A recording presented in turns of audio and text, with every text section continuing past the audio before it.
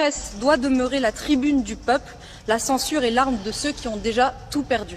Monsieur le Président, chers collègues, le Cameroun est un pays riche de son paysage médiatique. 600 journaux, 200 radios et plus de 60 chaînes de télévision. Pourtant, il est à la 138e place sur 170 au classement de Reporters sans frontières. Du fait d'une triple colonisation allemande, française et anglaise, les tensions entre francophones et anglophones sont au cœur de la répression des journalistes camerounais. Paul Biya, le plus vieux dirigeant élu en exercice au monde, utilise aujourd'hui l'architecture juridique antiterroriste pour bâillonner toute critique, une instrumentalisation grossière qui ne connaît malheureusement pas de frontières. À la répression et aux arrestations arbitraires s'ajoutent les tentatives de corruption du corps journalistique pour en faire un outil de propagande. Des solutions s'offrent à tous ceux qui, à l'instar du Parlement, prétendent agir pour le changement. 1. Réviser les lois antiterroristes. 2. Abolir les procédures de jugement de civils devant les tribunaux militaires. Et 3. Défendre la tenue d'une mission des Nations Unies sur les violations des droits humains déjà votée ici au Parlement en 2021.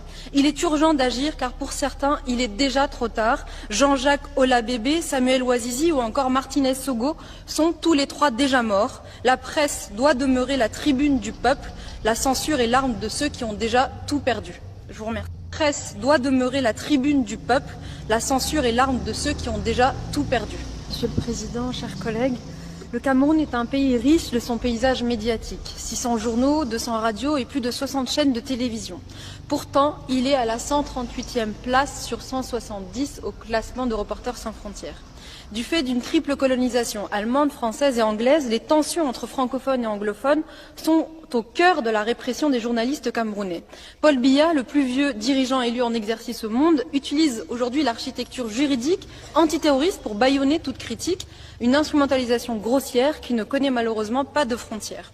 À la répression et aux arrestations arbitraires s'ajoutent les tentatives de corruption du corps journalistique pour en faire un outil de propagande. Des solutions s'offrent à tous ceux qui, à l'instar du Parlement, prétendent agir pour le changement. 1. Réviser les lois antiterroristes. 2. Abolir les procédures de jugement de civils devant les tribunaux militaires. Et 3. Défendre la tenue d'une mission des Nations Unies sur les violations des droits humains déjà votée ici au Parlement en 2021.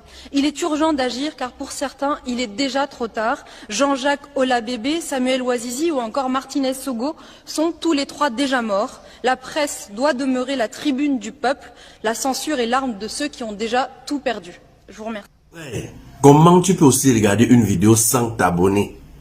Abonne-toi! Surtout clique sur la cloche de notification. Ça, c'est la page de Buzz. Si tu veux être au courant des buzz et toutes les actualités au 237, abonne-toi et clique sur la cloche de notification. Partage aussi pour m'encourager. Surtout, si tu as quelque chose à dire, papa, lâche un commentaire.